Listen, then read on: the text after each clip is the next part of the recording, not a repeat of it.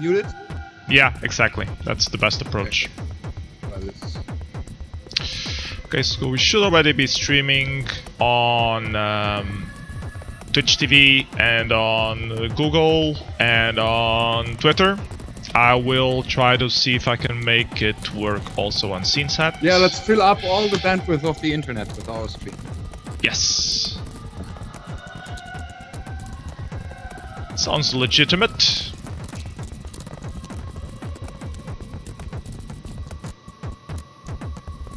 Front end. Oh, that's quite a lag. Yeah, it usually has a few seconds. Set live. Let's just go live. It's about 10 seconds. Impressive. There's a setting where you can have it not that lengthy, but it has more. It's more unstable, so. So it should be live. So why isn't it? I see your test.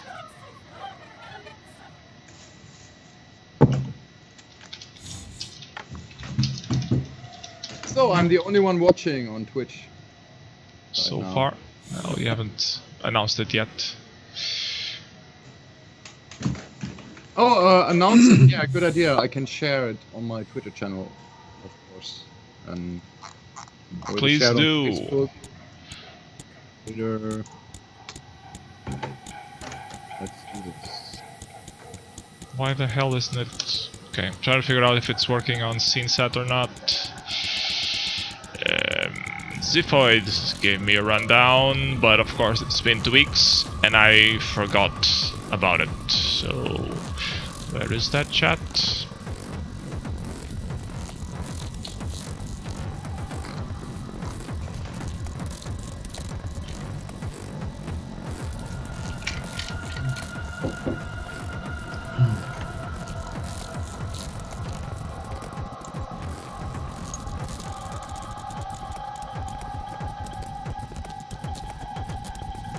Let's see if it's on SceneSet at least.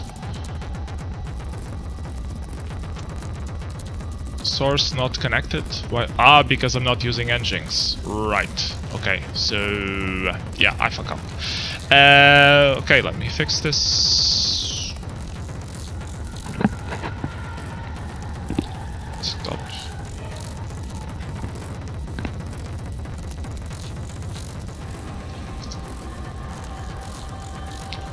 Check the configuration. Yeah, to restream and to SceneSet. Exactly. Okay.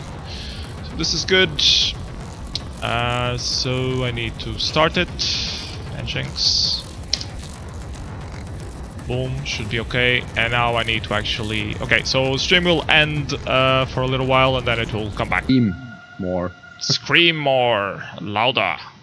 Yeah. Louder. Okay, we should be streaming again now, and now hopefully also to SceneSet Live. Ah, SceneSet cool. Louder! Okay, and to streaming again now, and now hopefully also to all the platforms. Yep. Might have a little echo, and now again now, and now hopefully also to all the platforms. Yep. Might have a little echo, now again now, and now. Hopefully also to all the... Okay, I think we should be on Facebook now. Let me check. What? I hate Facebook. Wait. Oh. Okay, I clicked split the booty. Right, loot now, mateys. I think that's the right. I switched my Facebook to pirates today, and now Facebook is fun again, but I still have to figure out.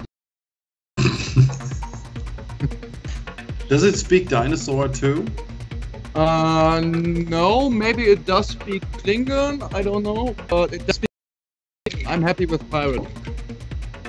Fuck, I think I fucked up on the Facebook thing. So it does work. Yeah. It looks shitty, No. Where on Facebook? On like my main account or? Oh, I see it here. Your personal. Yeah, I forgot to put it on. Okay, so it's fine. I guess I'll just share it to Demoscene Theater and all the other places. It's much more of a hassle to recreate the stream. Post. Sorry, the privacy setting on this post means that you can't share it. I'm the owner. Fuck privacy. What? Hooray piracy. Ah. Arr. And it's public and everything. What the fuck? I can't share my own stream to my own page. That's What? Thank you, Facebook. Let's see if I can share it to the demo scene. That demo is a pretty nice codec killer, by the way.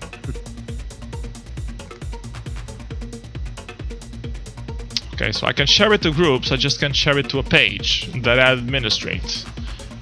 Because... reasons. Well, fuck it. People will find it anyways. I mean, I posted on Sofa Sceners, I posted on the demo scene, that's where people find the stuff. Oh, did you spam IRC? No link on demo? Not yet. Spam more... Okay, but which platform do I share?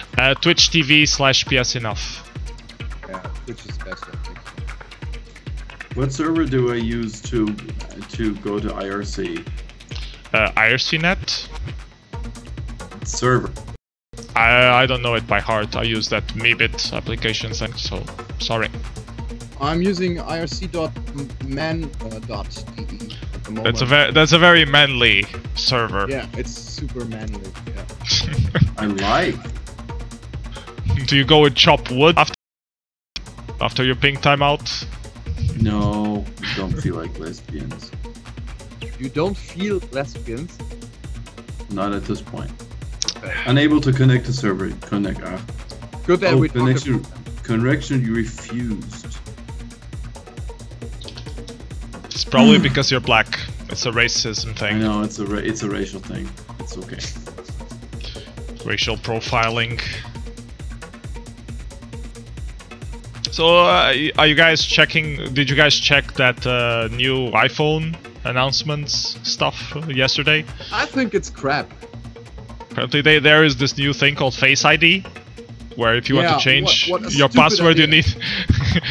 you need to burn your face. Absolutely ridiculous. Also, I mean, I have difficulties handing like a smartphone over to some other person without the screen covering all the surface, and this will become more of a problem now. Yeah. Seriously, try to give a smartphone to somebody without accidentally using it. You know? It's impossible. Ridiculous. I don't get it. I'm too old for this shit. Tell me about it. Oh, I think the new iPhone was way too expensive. That too. Yeah. Yeah, but they're always Still expensive when they come out. I mean, And that's it's a gonna be change. obsolete in like 5 years. Then Apple says just, oh no, your iPhone won't get like a new operating system away now. just get a new one. Yeah, Like everyone does. Exactly. Time to get a new one. Feed Okay, time for another capitalism. smoke break. Smoke break. You just went. No, that was like 5 minutes ago. I see your point. But No. You know that the air quality significantly decreases when you go for a smoke. I also brought sausage. Ooh. Okay, you got me right there. Fine. Go. If you have sausage, you can have a cigarette break. Absolutely. Sausage fest. Oh. Sausage fest. I will try to increase this a little bit. It's off, I guess. There we go. That should be better. Philippe, when are you coming to a demo party that I attend? I was at Evoke account, Yes, it does. so yeah. How did I miss you? You didn't miss me. I even complimented you when you were doing the barbecue thing. No. I made you a joke about how well you were handling everyone's sausages. I know. Sorry, it's such a stereotypical joke. Sorry. I need to improve my jokes to leave an impact with you. And it's such a. I mean, it's a joke that everyone makes. Yeah. They could go, haha, the fag is handing out sausages. Ha Ha ha. He's so Try good with again. sausages. Okay, I will promise I will try to figure out a better joke for next time. I promise. It's actually you did okay. I just forgot.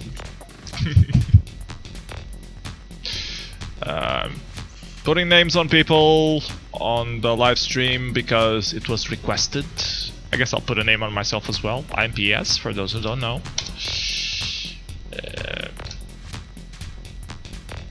There you go. PS. Now we are all properly identifiable. Still 10 minutes to go till the show starts. What's this demo? This is a demo, I believe, by... From the Limp Ninja? Exactly. What netpoet said.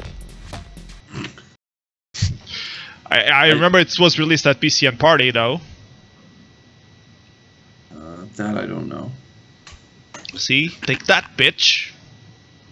Okay. Don't mess with the Google man, you know? Mm-hmm. I'm demo Google man. Should I know it? Except when I forget about it, of course. Right here, where the day This one was at this evoke, so this one is easy. We are part of something extraordinary. Since the beginning of computer history, these bits and bytes have captured. It was a wild, I believe. Particularly those special ones that peeked and poked to the screen. We named them pixels. And upon learning that by Avina, are the new frontier of computer art. A new frontier. Demonstrating these bits Animated Pixar. Ever have been enough. Over 30 years ago, the rise of the demo party was well underway. Each one with ever more challenging competitions, from 4K intro to fully fledged We can't watch it. revealed its own. We can't watch it? Oh, this is it. We're not actually watching this during the show, so it's You just... can watch it now. This is like hardcore, I remember properly. No, it's Schranz. It's German progressive techno. I see. Einen Mensch, der einen Nebendienst im Internet sucht. Erlauben Sie bitte, uns Ihnen ein paar Besonderheiten zu erklären und eine interessante Information Ihnen zu geben, So there's some star power in there. haben, um eine andere Arbeit im Internet zu suchen. Traditional Chinese marching music. It's quite impressive, I think. Are you sure it's Chinese and not North Korean? Because this sounds more North Korean marching music than Chinese. More glorious marching. It's there's a little bitter aspect to this. Oh, I take that as a compliment. Yeah, it's like Deepness in the Sky meets Schranz, meets Arcus P. Yeah, Arcus P. Und ist diese Arbeit für Ihnen Hauptarbeit im Internet. When I showed this to the other Farbroche guys, they were like, "What the fuck did you abuse the stencil shadows? It's super broken." And I had to explain to them that I wanted it to be like this. It's on. Yep. It works. Reptile apparently has some buffering. Ah, crap. Maybe I need to try another relay server. Oh. Instead of Amsterdam, so I'll try that. Oh yeah, it looks broken. Flickering artifacts. Can you easily switch to another relay? Well, I have to stop and restart, but it's will still work. Will what? The shares? Like yeah. That's all the same. I guess I will try London.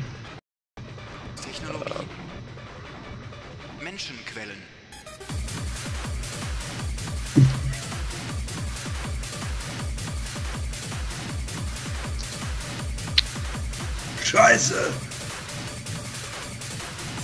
Guitar is not even a Chinese instrument. What the heck? Frequent, are you still there? Yeah, I'm still around. Just admiring the demo.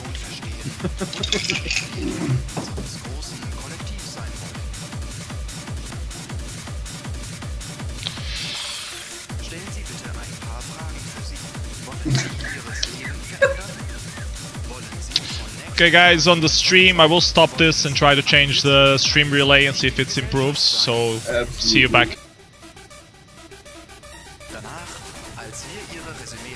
Okay, we should be streaming again now.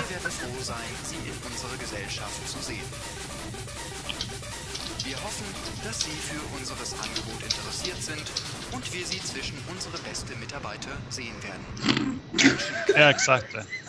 Human sources. It's an actual spam letter I got in my inbox. How did you translate it? With Google Translate? No, it was in German. An actual spam letter I got, obviously auto-translated from some translation service. And yeah, just read it out aloud and yeah, created those screens for that. And the translation is both close enough that you have an idea what they want, and far enough for anything to be realistically translated. It's just some kind of the usual scam thing.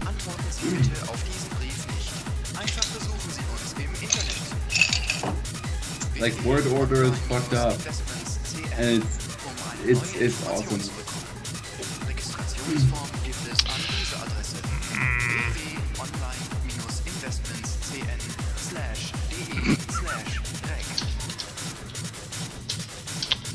Aufrichtig Ihre D.Web Online Investments.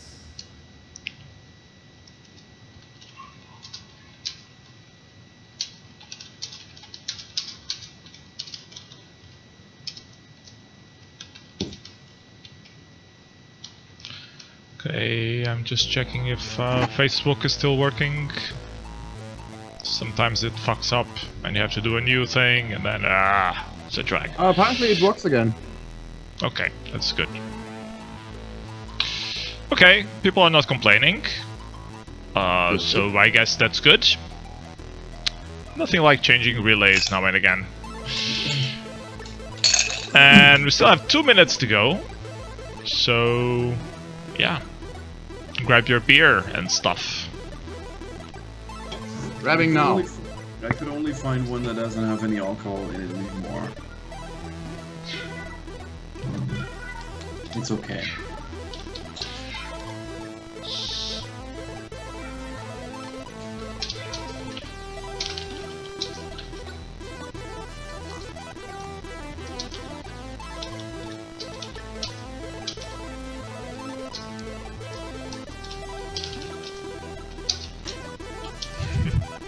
Yeah, that's my cat around. She's been very troublesome the last few days. Just meowing all the time. Because she can.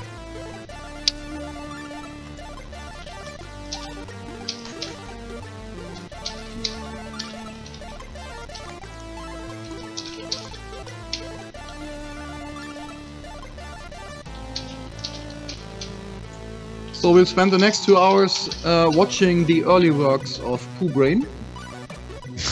That is also very important. Stuff with horses, preferably. More horse references, yeah.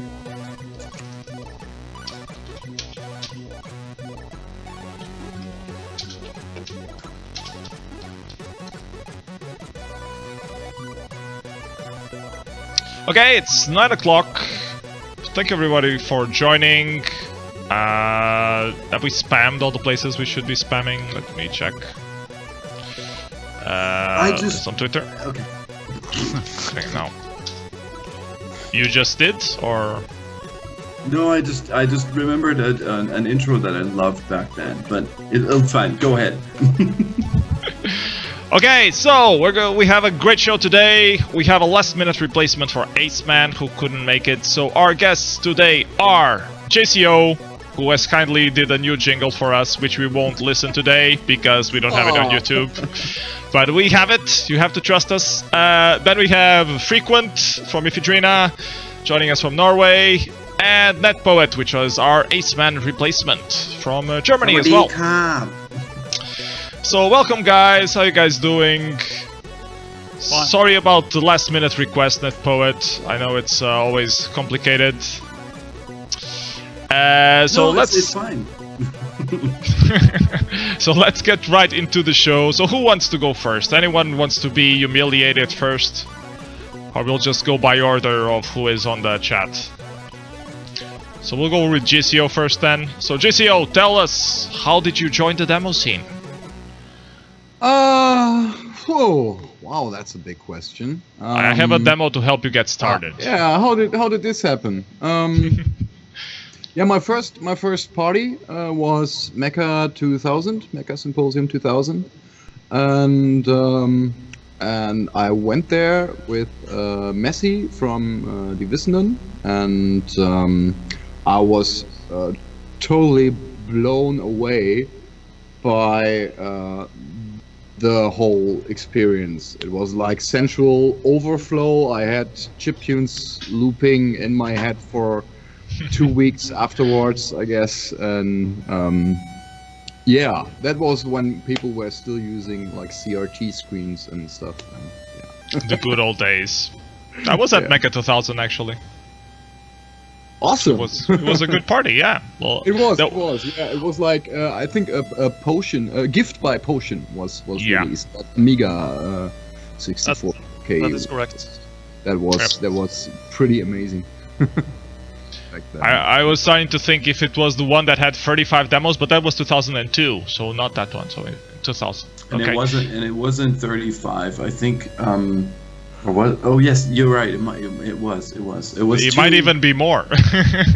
It was. I think it was 40 something. It was divided into 2 sections, and it was like 26 demos, I think, and then there were 22, and then another.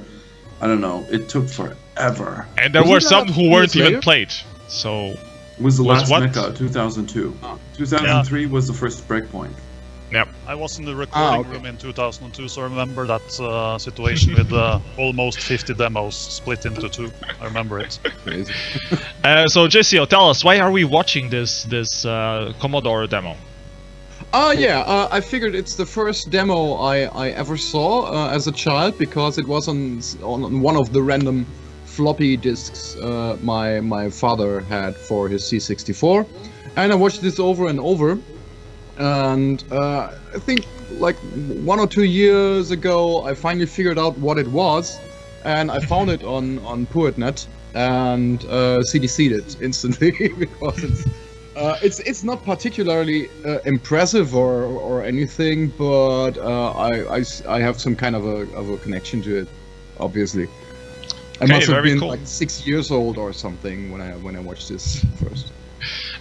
So you went to Mecha 2000 and you thought, hey, I want to do this stuff, and then you did this Robots by DV Sender in 2001. Okay, well that was 1 year later.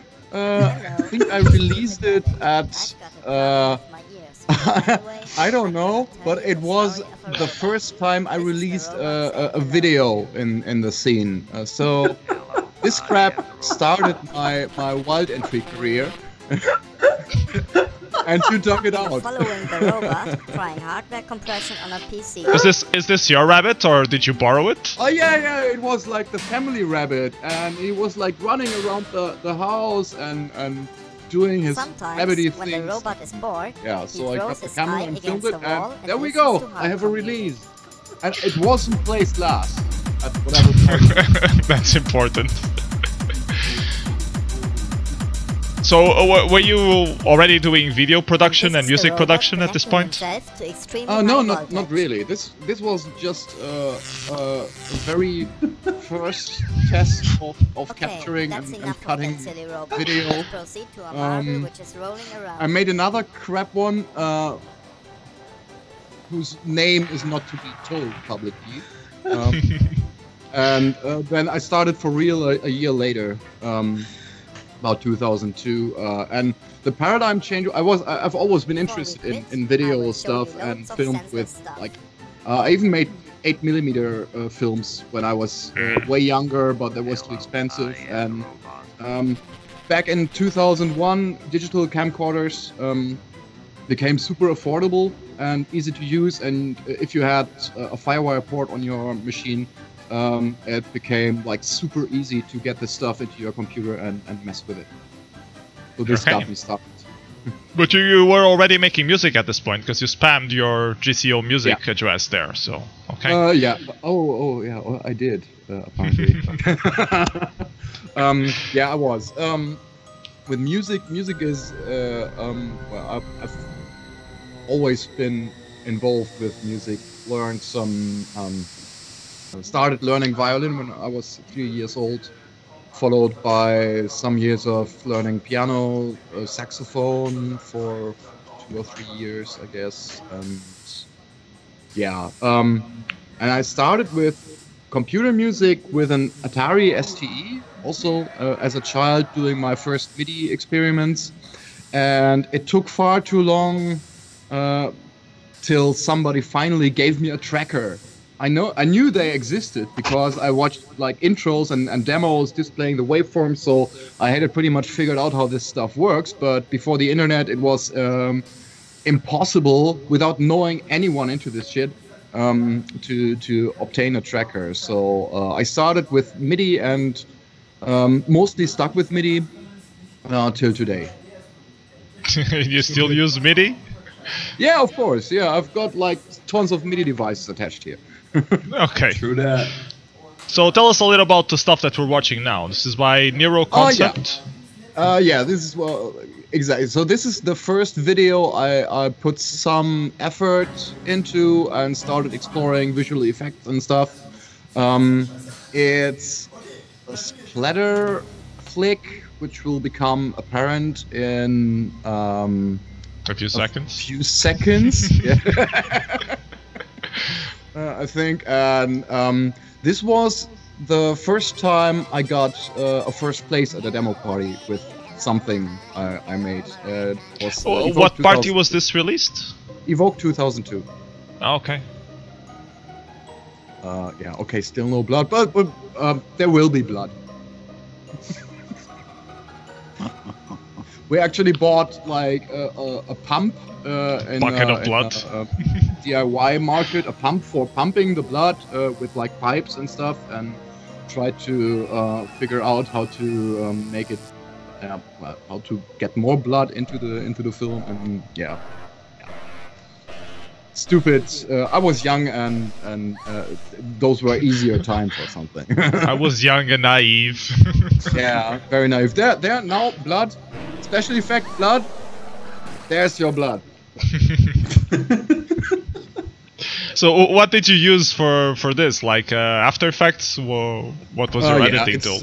Yeah, it's mostly After Effects for the all the VFX stuff.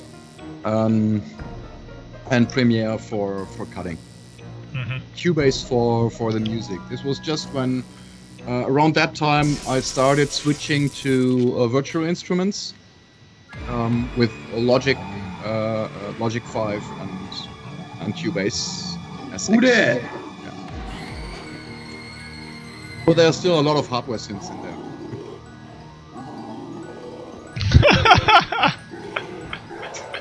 That head twisting is so realistic. That's my sister, by the way. My sister and which one? Yeah, you may decide that for yourself.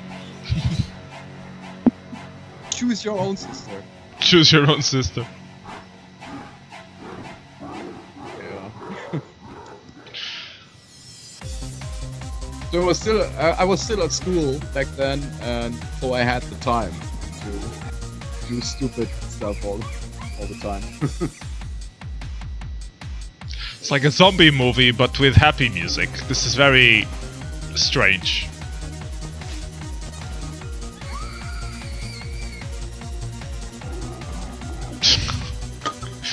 Next blood scene coming up.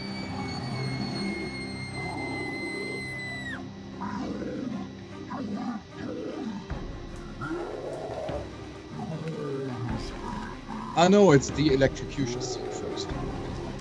And the things that he's saying, that's Norwegian, right, Frequent? That sounds a lot like some Norwegian bands that I know. Oh. I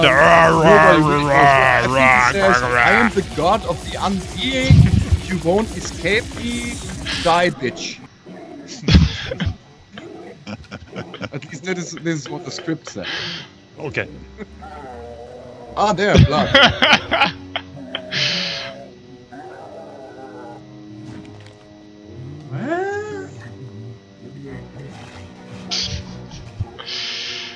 You know, do you remember how I told you once that I think you're very strange but never unpleasant?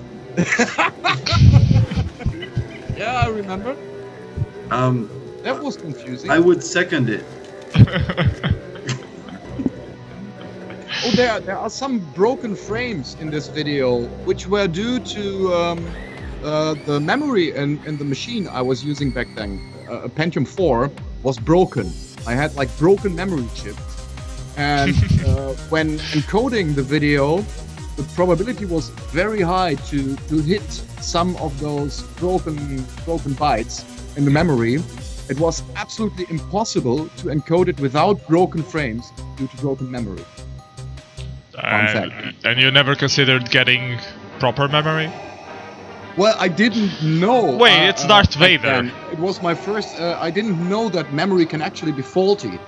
Okay. If you like buy it, and then I discovered Memtest 86 and stuff, and finally figured it out. And I even swapped out the main board because I knew something must be broken. The machine crashed like each 10 hours or something, and I bought a new main board, but somehow I didn't get the idea that it might just be the memory. So first thing I do nowadays whenever I assemble a new machine is test the memory first. Yeah, mem check. Yeah. Why do you have Darth Vader on your slasher movie? I think you have to ask Darth Vader. I don't know. Is that the only why question that you have on your mind, Philippe? I'm so baffled that that's the only thing that occurs to me. I hadn't seen this before, so to me this is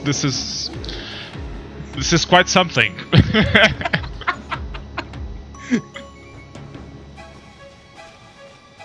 Yeah. I assume all the music that we hear now is made by you. Yeah, of course. Sure. It's mostly made with a Roland XP30, which belongs in the Roland JV 1080 line of synthesizers. It's just the keyboard version with some expansions. Apart from the drums, it's like pure MIDI re-recording hardware synth stuff. Who's he? He's the god of unbeing. Obviously. I meant in real life, or was that the real life answer?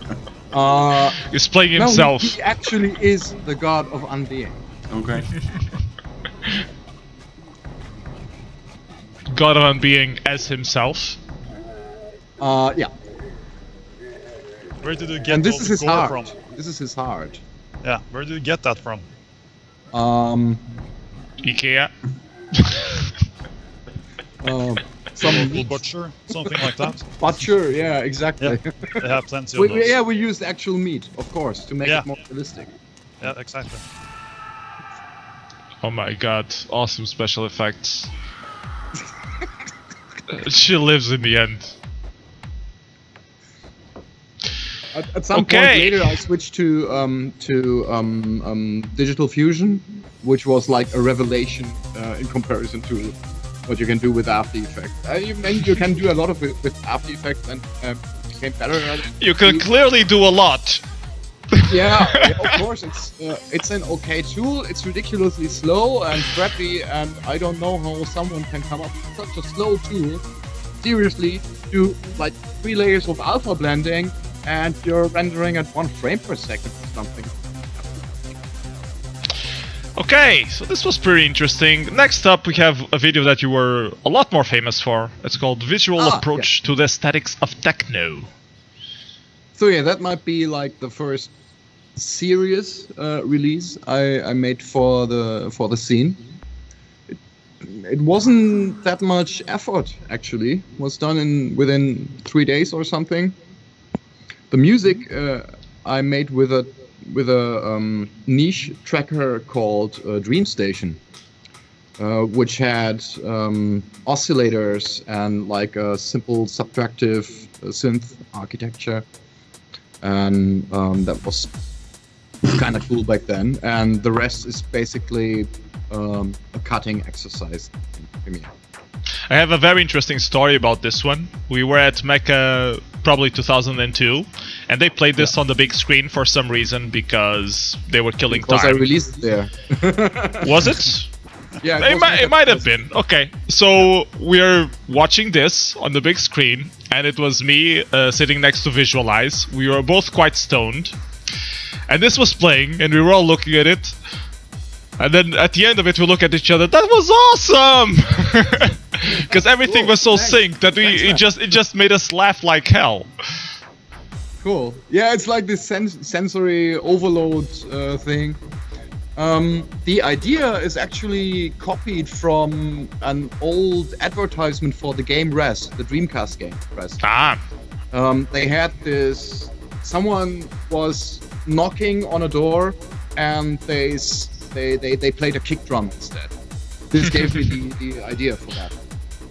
By the way, did you hear that Res is now coming out in a new version? And it must be awesome. Yeah, Res Infinite. Yeah, I heard. And for VR. Yeah. Haven't tried it yet, but it's on my list. I tried it at Evoke. They had it later for show, and it was pretty cool. I like it. I like Res already, so now I don't have a VR headset yet, too. but like the original Res, aged well. Yeah. Still fun. Yeah, it's very good.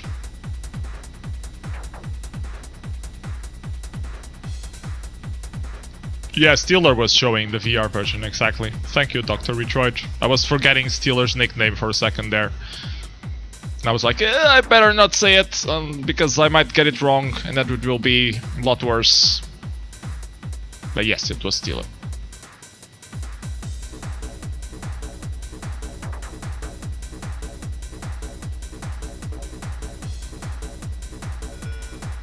Quite hypnotic too.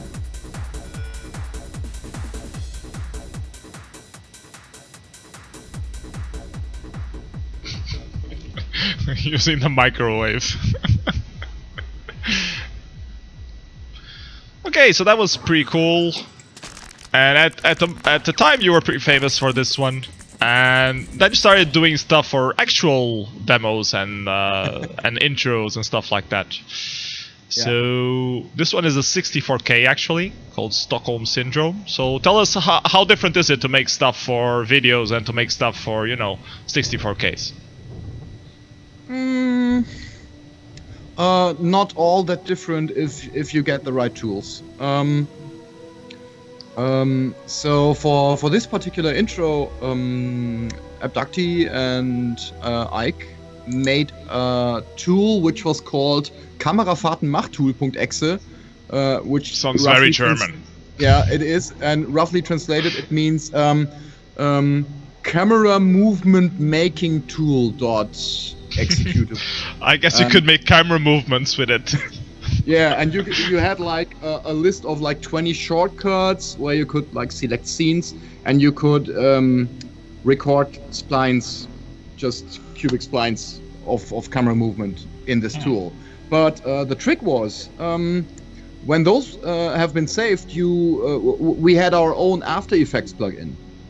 And so I could just load up those exported camera scene thingies I made with the Kamerafahrtenmachtool.exe in After Effects, and use After Effects, including the blending stuff, and like one uses After Effects for assembling this demo. So this demo is actually made in After Effects. And then we had like a custom exporter, of course, which took the file created by After Effects and got it back into the actual intro. But that was some really nice workflow abusing some other tool which already has all the usability, so you don't have to write your curve editors and all that complicated shit. So that I'm not recalling any other demo framework that I can think of that uses After Effects as part of the tool chain. I know a lot of people use 3ds Max and have 3ds Max exporters, but After Effects, that's the first time I heard of it. Back then, this version of After Effects still had a text-based file format. I don't know how this works now, but it was easy to work with, and the plugin API was easy to work with, so it was an obvious choice for compositing and timeline editing. Okay, when was this released? Do you remember? 2005 or 6. I have to look it up. I don't remember. Well, it's called Point Blank, by the way. 2003. It's the group name. TPOLM was released at TPOLM. Oh, that long ago. Okay. Yeah, Stockholm Syndrome is the name of the group, not the intro. That was my bad. The intro is called Point Blank. Oh, 2003. I would have guessed it was like 2006 or something, but yeah, it's that old. Okay. And the synthesizer used in this intro was, again, no fully featured tool, but it's actually an XM being played, and during the pre-calc phase, the synthesizer just generates samples for the music. A lot of those. It's like a 64-channel XM. It's really like lots of stuff in there for the fake echoes. Okay. Have you tried some newer 64K soundtrack stuff like 64 Clang and stuff like that? Yeah, I dabbled around with 64 Clang for a bit, and I actually contributed some code for a wavetable oscillator, fetching short wave segments from GM DLS and trying to replicate a wavetable oscillator behavior. But I never got to the point where I was like, okay, now my stuff sounds as good as Virgil's stuff, so I basically gave up.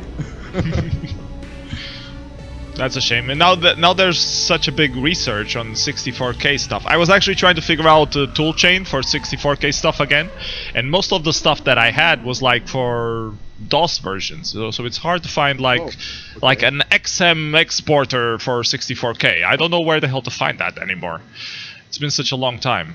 Most people started developing their own synths, so a lot of synth stuff was available and still is.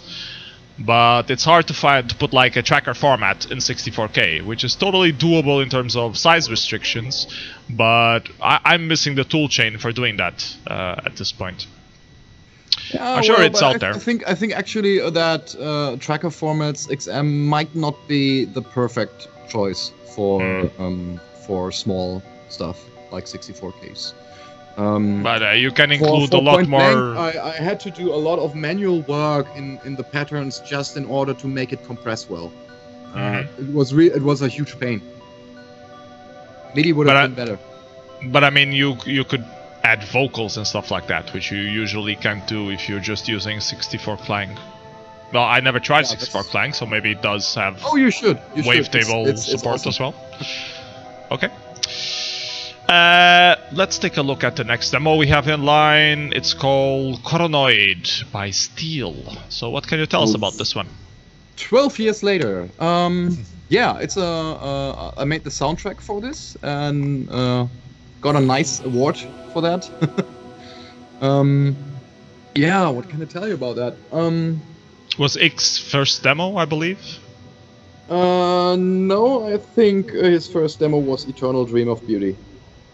Okay. Which, the colorful still thing with the unicorns and the machine guns and stuff. I don't think I recall that one, but okay. Yeah, it was released at Demoscene as well.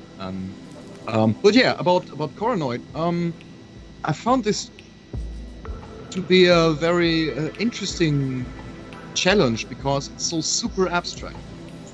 And I think I never made anything sound for anything that abstract before. But it's super infused with meaning everywhere, which made it accessible in a way to make it come alive with music. So it even though it's abstract, it does tell all kinds of stories and has all those developments in it. Yeah. This one was actually a bit controversial. I remember some people really hated it because it was a bit like too cinematic. Can a demo be too cinematic? I didn't get that point at all when they were making that point. Of course, if I wanna, there are. I'm sure there are people who prefer releases that have like a strong accent, a strong focus on technical achievement, or like getting that one more dot on the C64 or something. Personally, I'm super open-minded about all those approaches, but I get that it's controversial because it's not your typical Demoscene release. I really like because it doesn't fall into the usual box that Demoscene releases are. So this really shows that you are more exposed to or YX in this case is more exposed to other stuff that is out there. So it tries different visual approaches to making a demo, which I think it's refreshing to have on the Demoscene. Yeah, so I really like when this came out. I like to be surprised by something new. Now and then. I think aesthetically, this demo is superbly fantastic. Because stuff like this. Now.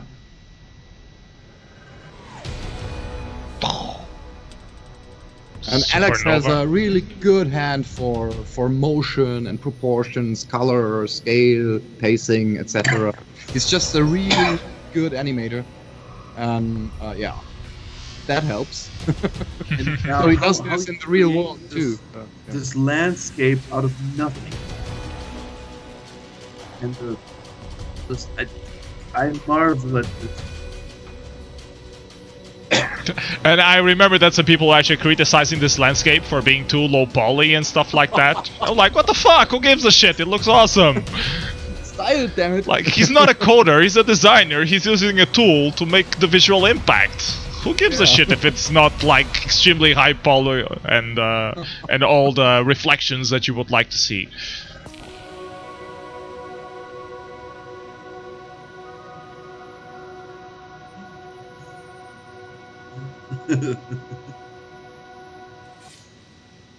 Yeah, it's made for the big screen. Yeah. And a huge PA, it really should work a lot better on the big screen, that's for sure. Okay, so that was Coronoid by Steel. We still have a couple more, or one more demo from you actually. This is your extremely controversial one. So now we're talking controversial. All yeah, right. now we're talking controversial. So you got a lot of shit for making this completely. I don't know what the right word is to describe it. What would you describe it as? Absurdum I don't know. style. Dipstitch was saying that it's absurdesque, so it's like absurd with an esque in it, and I guess it kinda is, but I don't know. So what was your purpose for making this? You woke up in the morning and said, okay, let's make a new demo. Let's make a demo that has no sense whatsoever. Well, actually the intention was to do a stupid Space Pig style compo filler. We got the new tool, we wanted to test it out, and then I made those ridiculous jingles at the beginning, and probably the rest could have been just like 5 minutes of gabba and, I don't know, persons losing their limbs or something. So when did it get out of hand? It got out of hand pretty quickly when I realized that I love the workflow. This demo is actually tracked. All the animation is tracked, So there's a tracker interface for controlling all kinds of values in Lua scripts. And this makes it extremely flexible and fast to work with. So we have interactive coding in this demo tool. We have a scene importer from Cinema 4D, but the actual scenes actually reside in Lua, so you have control over everything. And you can do changes to your Lua script, press reload, and it's there. Plus animating with a tracker interface. So it turned out that it's just super awesome and super speedy to create interesting animation with it. But do you have like a preview next to it? Do you have like a preview right next to it so you can see the results as you're scripting? Yeah, there's like an output window, then you have an editor window with your Lua script, you have a node graph, you have a timeline, you have the tracker interface. All of this works together and is masterfully intertwined. So kudos to Parallax who wrote the tool. Well, the thing is, we wanted to try out the tool and make some stupid bullshit as a combo player. But it just happened to be too, I don't know, too satisfying, too funny, and a bit too good looking. Good looking. Yeah, well, from the render, have you checked out the other Space Pix releases? Not that I have anything to do with those, but I consider this an animated short, by the way, not a demo.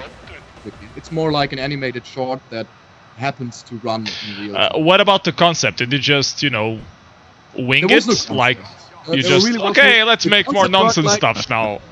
Yeah, it was like, okay, I have some, I'll just, like, in a stream of consciousness way, I'll write down some more shit and call it a script and give it to the 3D artist and he'll come up with some more models. And it's super iterative, like trying out stuff and one thing comes to another. And because it was possible to work so quickly, that was a viable way to go. So it's a different story, but it was you know, let's try out this crazy idea, and there, 1 hour later, it's in the demo. You got a lot of shit. Hello, Pandur, welcome. Thank you for the follow. You got a lot of shit for ranking high. Some people were really upset that, you know, they put so much effort into making a serious demo, and this just gets overvoted. So does that make you feel bad, or do you like being controversial? What are your thoughts on that issue? Well, my thoughts are I have no problem with this being controversial and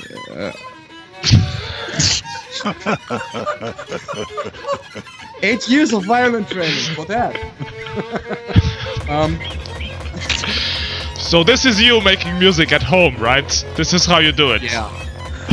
Content-wise, I'm obviously making fun of myself. People don't get this, but I'm Kevin, and you are Kevin, and everyone is Kevin. So, but about the controversy, well, I know that tastes are different, and I totally get that this is probably not something one would expect in a demo comp. But what the hell? I like demos telling stories and focusing on sound design, and those two topics are super underrepresented in the demo scene, and so why not fill that gap? And well, if people have a problem with that, too bad. Dear people who have a problem with that, then don't vote it. I think a lot of people liked it, and that's why it ended up doing as well as it did. I personally liked it because it was so stupid, so out of the box, that it's impossible not to like it.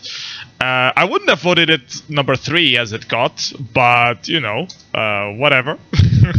The compo was also, there was so much different quality that this one stood out a lot more.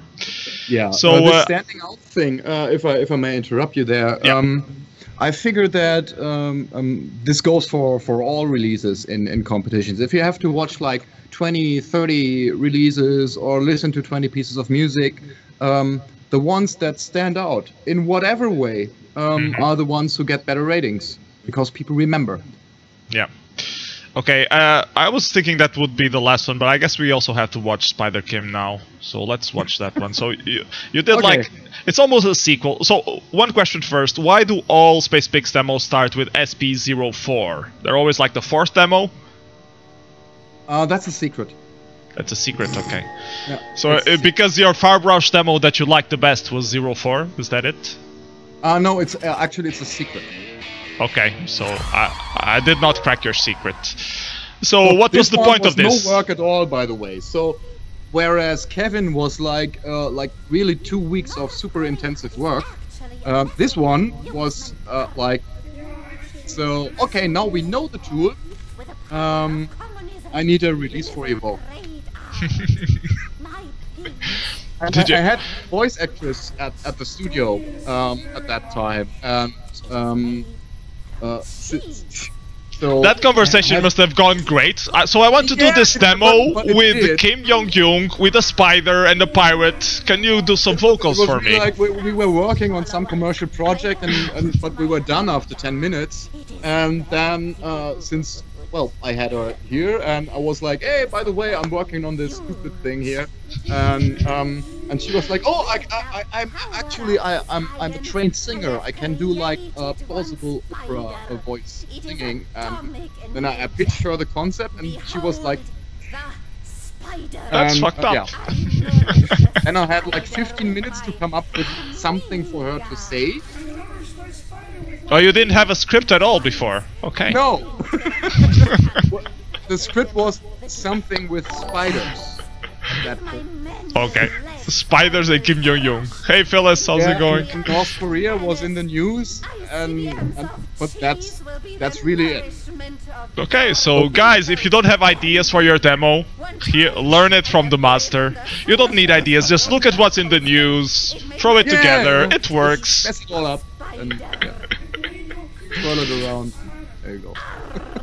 Okay, so how was Evoke for you? I seen you there, but I didn't really talk with you much. So, did you enjoy it? Evoke is growing so big. I wanted to talk to so many people, and it was just impossible.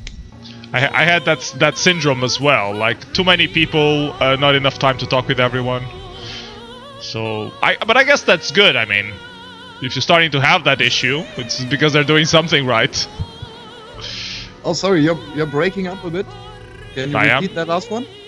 I said that I also had that problem, that too many people to talk with and not enough time. But I guess that's a good sign that Evoke is really growing in numbers. I think Evoke should just consider being a day longer, and then everything's gonna be fine. Yeah. So awesome party. And have it on Easter. Hey, Easter, that's soon, right? Soon You're enough. actually a pirate. It could be sooner, because winter and everything. Ah, winter sucks. You're actually a pirate.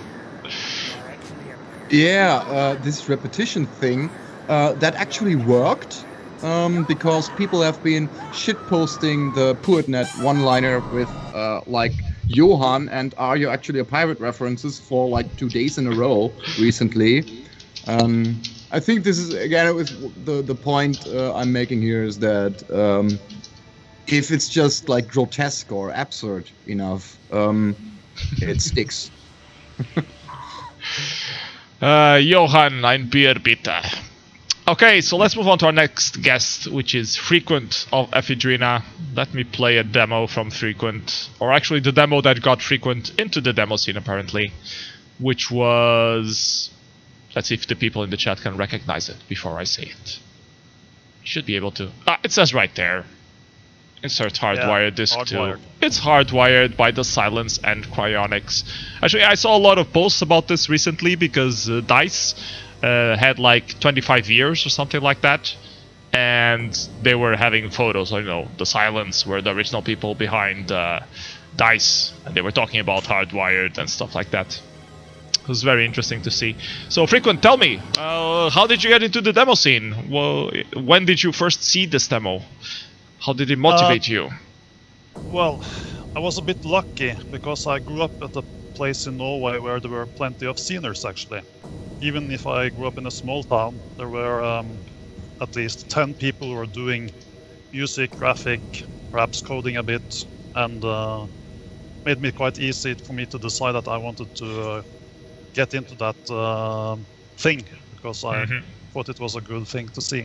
And so I got myself an Amiga 500 and started to learn how to do music. I got software quite easy, although I didn't have any internet, because there's a lot of people swapping, living not so far away from me. So, and I saw some demos, some crack shows, played some games. But the first demo I really remember that made a great impact on me was this one.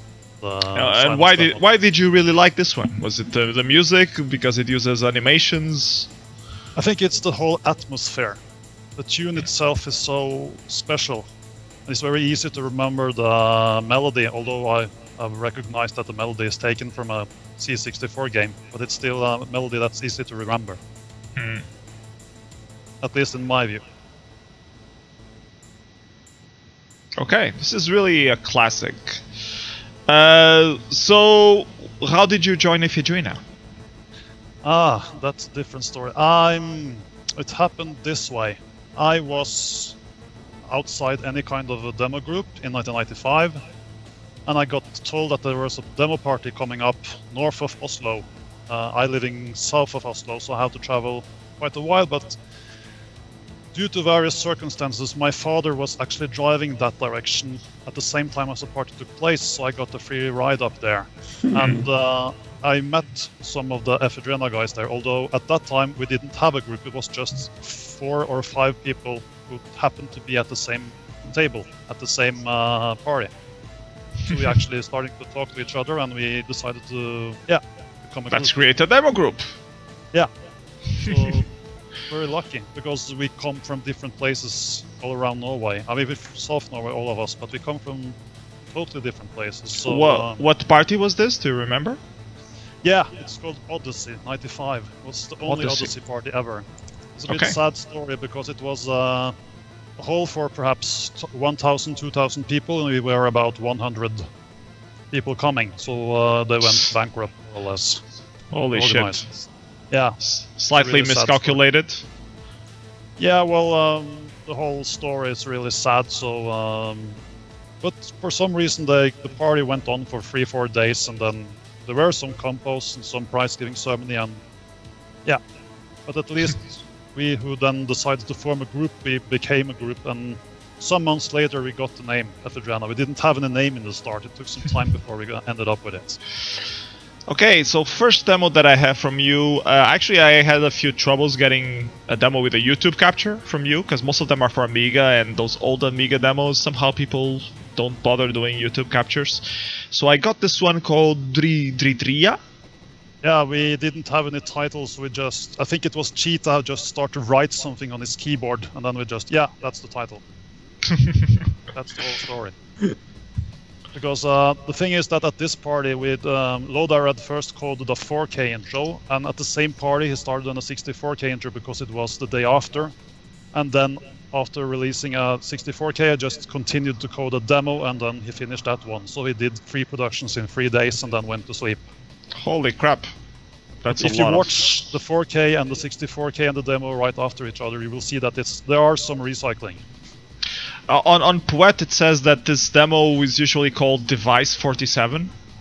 That's how is that again?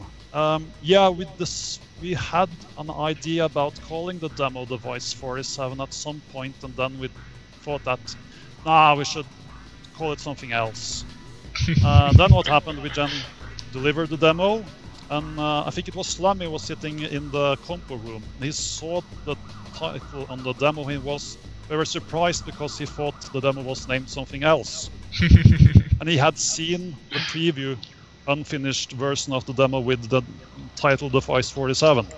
So that's how the confusion started. So after the party we decided that, okay, at some point we should make that demo called Device 47 just to make things more complicated. Even more confusing.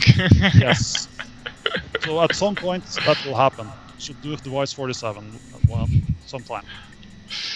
So you're only a musician. I remember previously you told me that you tried to look at code, but you decided it wasn't for you.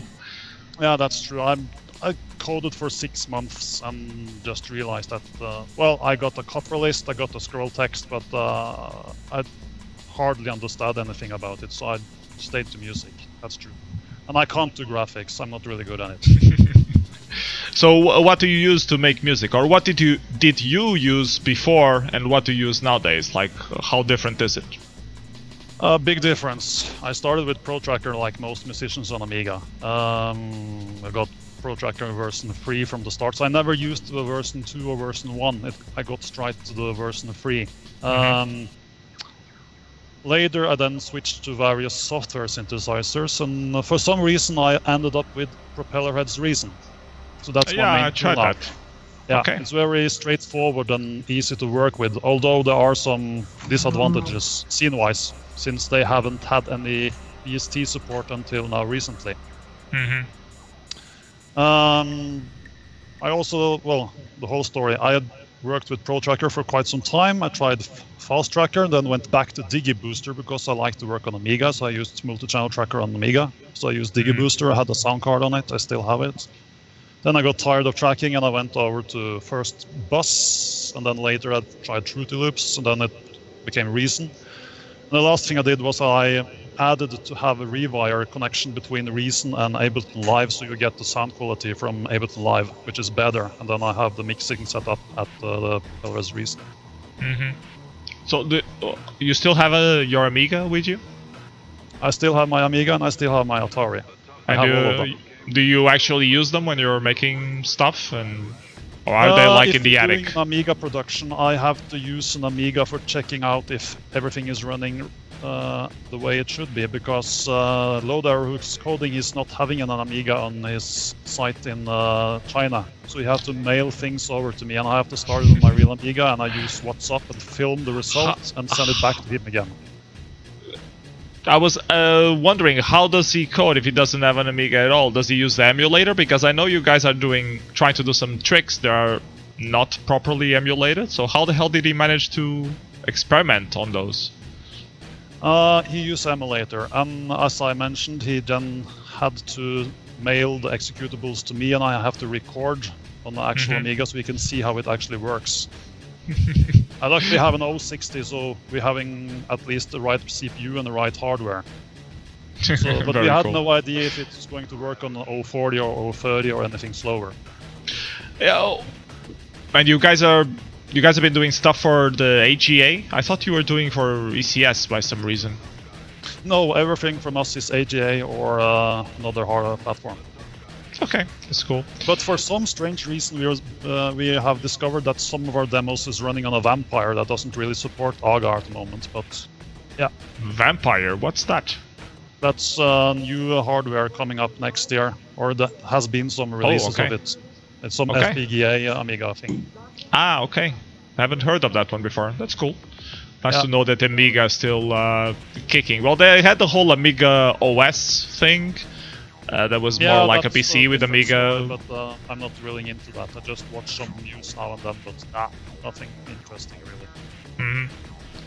Okay, so how did you go into having an Atari Falcon? You also had an Atari at the time? I still have the Falcon. The reason why I got it is, let's see, first I was sitting at my university and I was chatting on IRC, and I managed to join the wrong channel. For some reason I wrote Atari Scene instead of Amiga Scene. So I jumped in there and got to talk with another Norwegian guy. My big surprise. I was very surprised because Atari is a very small community in Norway, almost non-existent. So, but I met a guy and I chatted with him, and that turned out to be Nervin Ephedrina nowadays. So we were just like, yeah, okay, we have this Amiga group, you do stuff for Atari, you should join our group and do stuff. Yeah, more or less. It took a bit longer time, but yeah. The thing is that I found an Atari STE, a Mega STE, at a school I was working at some point. So I gave it to him, or I actually sold it to him. So he got himself a Mega STE, and sometime later, there were some people who were trying to sell their Falcons. So I managed to buy one used. This was in 2002, and I was really lucky because at that time you could buy a Falcon for 200 euros. If you try to buy a Falcon now, you will have to pay more than what it costed when it was new back in '92, which is 1,000 euros or even worse. So I will never sell that Falcon because it has some value now. They're rare. And they have the same problem as Amigas. You have to recap them.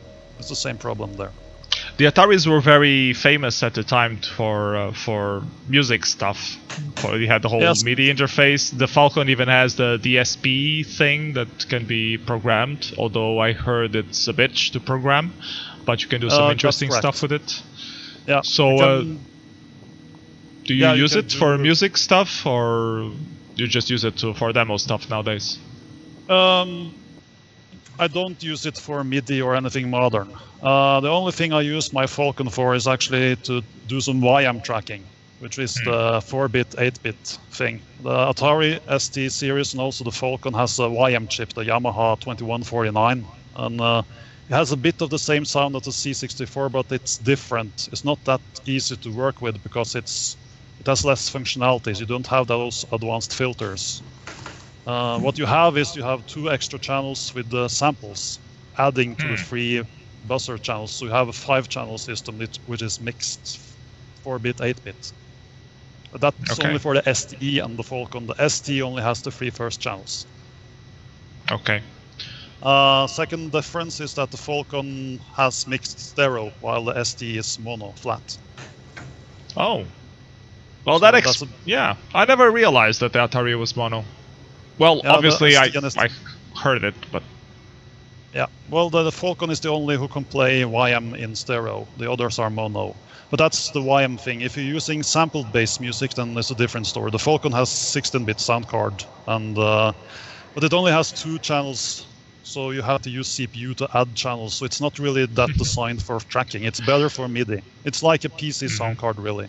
2 channels and just add, but CPU only got 16 megahertz. So yeah, although you have the DSP, they have to cooperate at some time. So it's tricky.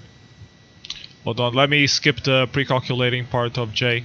What can you tell us about this demo, Jay by Efidrena? I can tell that I did the first part, so the music you're hearing now is not by me. Okay. So, but go on.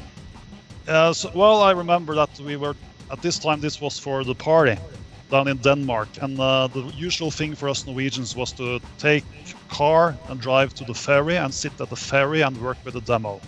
So we were sitting in our cabin. I think we were 3 or 4 guys with 3 Amigas on each bed and working our ass off to get this finished. Mostly it was Lodar and Cheetah who had to finish because the music was the first thing we were done. The way we work in Efidrena is that the visuals are usually designed after the music, so we do the music first. I think this varies a bit from group to group, but it starts with the music often, because Lodar likes to have a tune to listen to while he works with the demo to give him the right direction for the effects, etc., etc. But does he already have like a big pool of effects he can just change and fit, or does he like figure out a script after the music is done and then code all that stuff from scratch? Usually we, what should I say? When he started on our latest demos, he started from scratch again because he started to do bit plane effects instead of chunky effects, so it was a big reboot. But well, Lodar codes a lot, at least he did back then, so he had some pool of effects, but he was always trying to add something new and add some new graphics and remove some old stuff, so each demo built on the previous one in many situations, but yeah. Okay, so what can you tell us about the way you guys work together? Like, is it always like that? Like, he asks for music and then figures out stuff? Do you guys contribute? Do you have like concept ideas before the demo gets started? Oh, let's see. it's changed a bit during the years. I mean, in the 90s it was a lot of calling because we didn't use IRC much. We were calling each other all the time and talked a bit about it. And then we had to travel to where we had an internal meeting that usually took, well, at least it was 2 hours drive for me to get to the closest guy in Ephigena. So it was a lot of driving and a lot of traveling. And then we ended up 4 or 5 guys in the same room working for maybe a weekend or something, and then travel back home and then the same thing all over again. Okay, that's cool. How like it's really physical. You have to go there. There's no because I come from the age where, well, there were Demosceners in Portugal, but they were not doing stuff with me. So all my teammates always been like remote. So I'm used to doing stuff, you know, on IRC, begging people on IRC to do me some graphics, to, you know, try stuff, send emails, get no response, that kind of thing. And you guys actually like get together and do stuff, and I think that's a lot interesting. I did a couple of those demo making sessions as well, where you travel and do like a small residency and try to do stuff. I think it's really fun, but you can also diverge a lot. Like you talk a lot of ideas and then you end up just working on one of them instead of finishing something. Yeah, well, what should I say? I mean, sometimes we had a bit hard time to do demos because I think in '98 Loader went to the army, and so we were thinking like, okay, we're not going to do any demo the next 9 months. It took 3 months, and then Loader came back and got his Amiga inside the army, so he started to code in bed where he was sleeping while serving in the military. So that's how we did the Substral demo, the demo before Concrete. So nothing stopped that guy from coding, to be honest. Nothing, not even the army. Was army mandatory in Norway at the time? Yeah. Okay. Like but everyone had to go, or just a few? There's just it's been varied a bit. I mean, nowadays we are actually upgrading our military again, so there are more people going in than before. But at that time it was going down, but now it's going up again. So I think only half of us has been in the army. I haven't. Okay. So what demo will we have next? This one playing is called Atari Ben Trist Remix, and this is actually for the Falcon. Yeah, the first Falcon demo we did. It's the first demo coded by Nerve, and I did the music, and we had graphic from s02e09. A lot of animations and hardware tricking on the Falcon. That's very cool. This demo, I did the music twice. First time I did the music 8-channel XM tune, but then we wanted to remix a bit, so then I recorded it to an MP2, because the DSP is barely strong enough to run the MPEG-2 version of the tune, so then we had 0% usage on the CPU, so the remix version is a bit faster on the CPU. Then I remade the whole thing in a different format, but I should have done the music in the Reason instead of in tracking. I would have made a better tune. Okay. The animations were, let's see, how was that story again? I called s02e09 because he was living in Scotland at the moment. I said, can you make some chaotic animations? And so, yeah, sure. And some days later I got all the animations for the demo. We released the demo at Mecha Symposium, the only Mecha Symposium with the Atari demo compo. What year was that? Do you remember? 2002. Also in 2002, okay. Yeah, and then the fun part begins. The thing is that before this, there were no such thing as New School on Atari's demo scene. So there were some messages about caution, this is very New School at the Atari demo scene homepage. I was like, huh? What? Because the group is new, they were or? only used vector objects and scrollers. This was totally new for them. This is very interesting. I don't know how big the Falcon scene is. I think it's a lot smaller than for the other Ataris, for the STE and stuff like that. Do you? Yeah, it is. And there are some guys who Well, Atari is very splitted up between the 8-bit, the ST, STE, and the Falcon. Although the STE and Falcon guys are more or less at the same spot, while the Atari 8-bit scene is like the Commodore 64 scene. It's a totally different gang. Sorry. Yep. Yeah. This is another demo, quite different from your usual stuff. This is called Neon Sky. It's the final version of Neon Sky, and this is already one that Lowdiver did while in China doing the remote coding, correct? It's our first demo that it's bitplane coded instead of chunky to planar. And it's also running in high-res, so you have a 640.256 resolution on Amiga. Quite rare to do that, because most demos are in low-res. But it's switching, you see the photographs there are in a lower resolution, and then it's back to high-res again. Yeah. That really makes it a bitch to capture, I guess.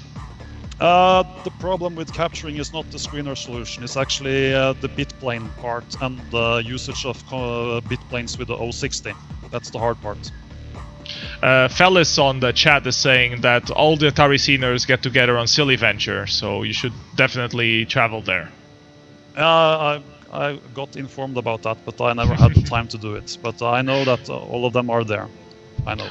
Both the STE and the Falcon guys. Yeah, I know. And this scene, from what I recall, it was pre-calculated on the PC, and then you used the layers on the Falcon. I think I read something about that. The fractal thing. The one you're seeing now? Yeah. Yeah, it's used partly on the PC, yes. I really love the music on this one. Yeah. There were one scary moment for us when the demo was running on the big screen, because we're switching resolution when the next effect is coming up.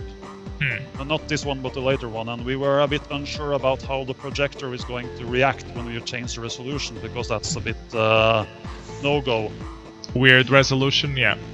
You might get like black for a while. Yeah, but it didn't happen because we stayed to laced. As long as you stay laced, it's fine. If you change to interlace, then you had black for 10 seconds or maybe forever. So it was time to learn something. But that was we were using our fingers before this showed up. And I was like, okay, it's working.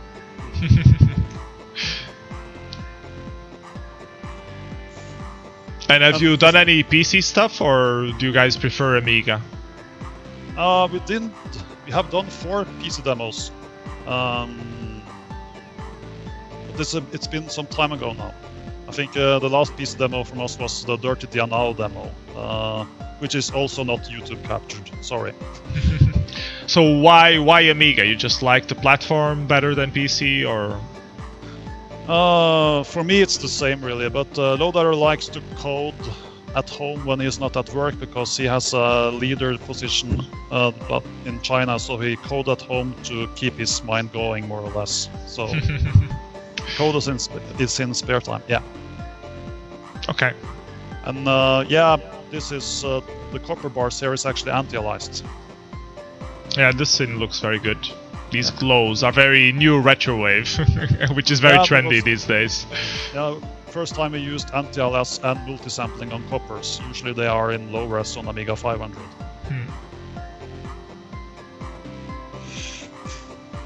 Yeah, I really found this demo refreshing, because it's using copper, and the whole feeling of it looks very non-standard for what you see on the demo scene lately, which is always good. Yeah, and very good use of color, cool.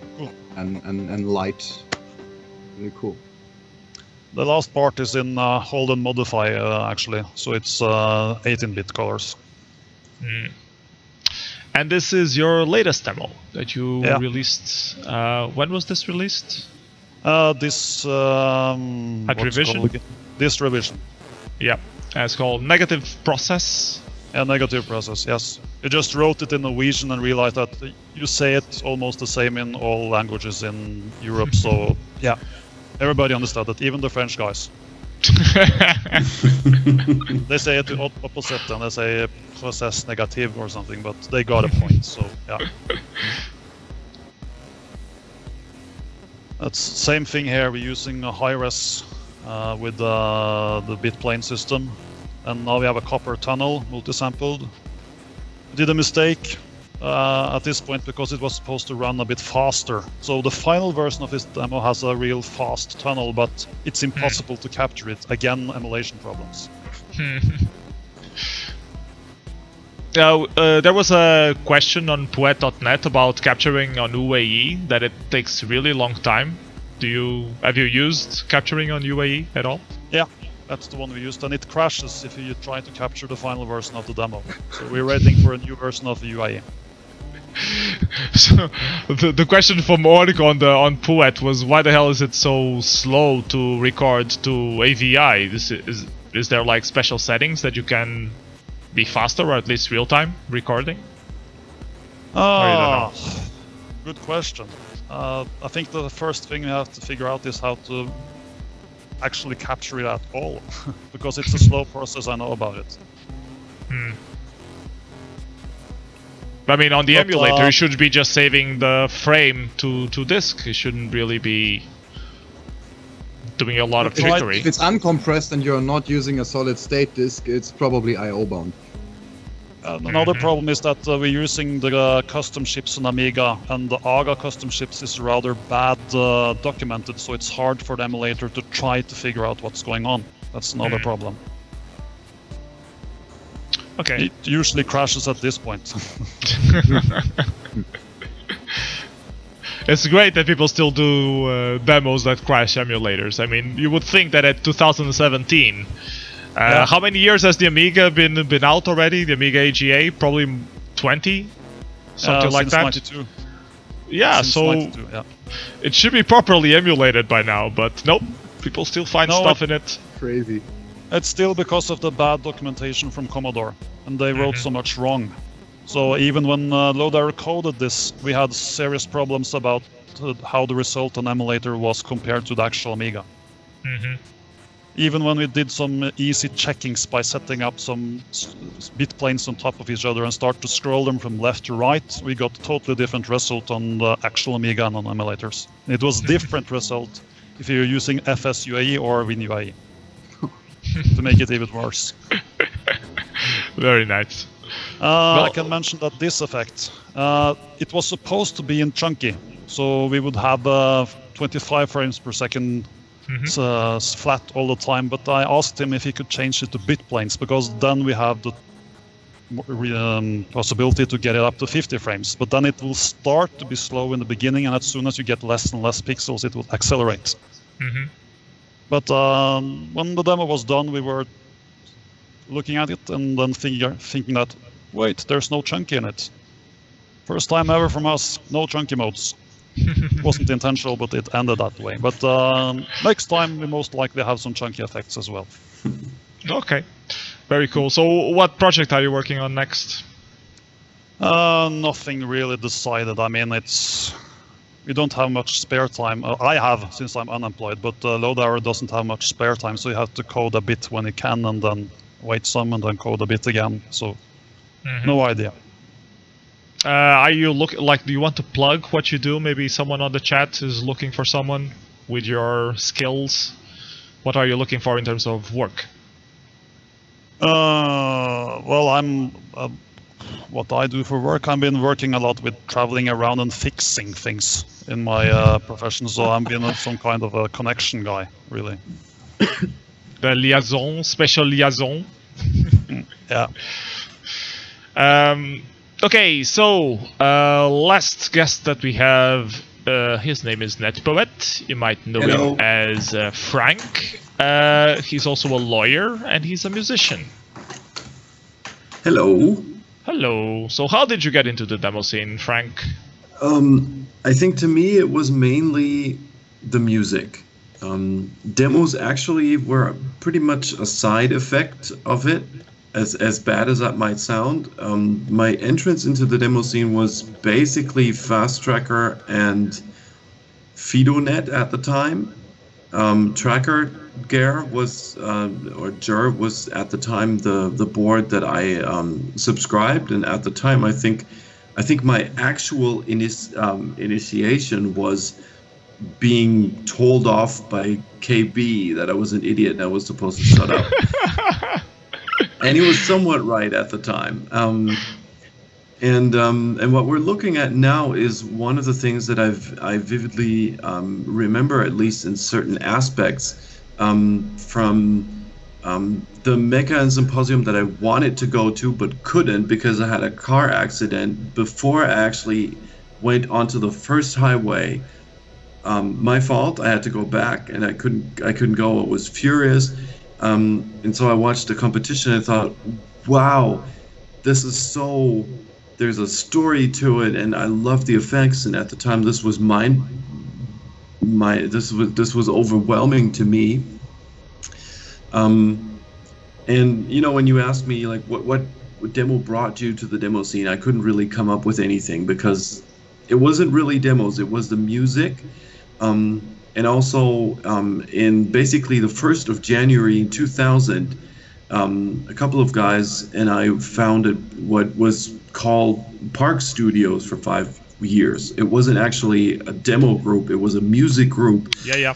And we basically went to bed with everyone who wanted us. You know, so it was Velvet and A-Move, and we had Jacek from Poland, Falcon at the time, speaking of Falcon. And then we had Matthias Tube making music. So we basically were a five-some of some sort.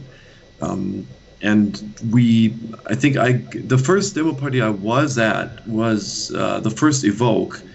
But I didn't know anyone. I basically just showed up with a friend of mine who's never gone to any demo party again, whom I haven't seen in a long time, like 10 years or so. And we basically just sat in one corner looking at people going, what the hell? I asked around for a couple of people I had met on the internet at the time, FidoNet, and went back home with my strong wish to come back to Mecca and Symposium. Or was it even 98? Was that Mecca and Symposium? I think so. Yeah, that was Mecca Symposium 98 already. I think the first one was in 97. And I wanted to go, I had the car accident, couldn't go, had to go back, but this was one of the things that I truly enjoyed about it. You might be able to see that right there. That Backslide 7 was a 64K that at the time, a little bit later, blew me off. Super effects. I loved the atmosphere. Backslide 7 is very good. Loved how melancholy it was. How I loved the atmosphere. The effects are brilliant. But I basically quickly went from making music to organization. I think Mecca and Symposium in 99 was my first one. And I think in 2000 already I was in the music pre-selection team. Did that for a couple of years, and I think, if you think that Mecca and Symposium 2002 had a lot of demos, which is true, I think it was 46 at the time. That year, I participated in the music pre-selection teamwork, and I think for the streamed music compo we had something like 130 something entries. Yeah, it was always ridiculous. Then you only played like 20 maximum, and everyone was always pissed. Yeah. You would, at the time, you would have a lot of discussions about like why wasn't my track played and shit. And I've never again had any party with this many entries. And if you have 130 songs, and you shouldn't. I think you actually shouldn't play more than, 15? You can't. You don't have time to play everything. Well, people don't have time to absorb everything and vote properly for 130. So you have to skip some. Yeah. So roughly you would be able to play, a 10th of what at the time people handed in, or maybe an 8th? Yeah.